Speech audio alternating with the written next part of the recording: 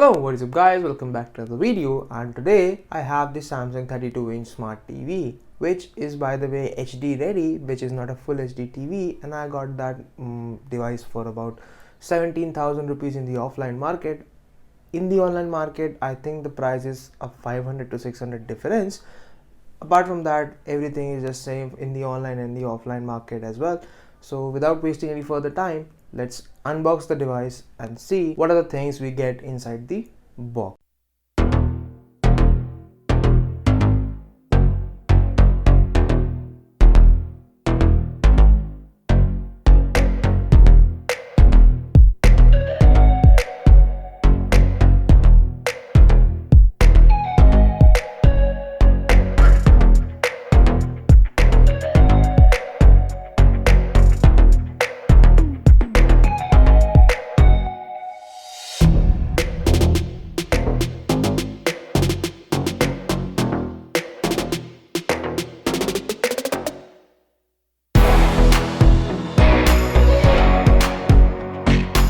So this is the remote. Basically this is the back side and this is the front side. The Netflix and Amazon Prime Video dedicated buttons have been available, and the plastic of the remote, I find it very good.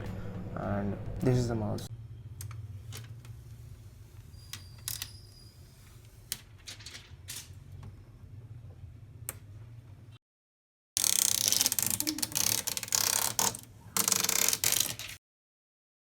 The interesting feature I found in this TV was the voiceover feature, which you can see right now. 3, 2, sound. Gen 2, 3, 4, 5, 6, accessibility, voice guide settings, 4 item. Voice guide can be turned on and off as well, so it is a very good feature which I liked in this Voice TV. guide, accessibility. So this is the picture quality of the TV for a 720p display. This is not either a bad nor a very hi-fi display. It is a satisfactory display for 17,000 which you will be getting, and these are the options that you will be getting onto your screen: the connectivity options and the connection guide, cable, console, gaming, audio devices, mobile devices, and even the external storage devices such as the USB can be connected onto your TV. And there is one also good feature, the cast screen device feature, so you can use it in your TV as well. And this is the picture quality I was talking about. This is neither a very good nor a very bad display. It is a very satisfactory display, and these are the ports that you will be getting onto your TV, and this is the HDMI and even the USB port you will be getting onto your TV.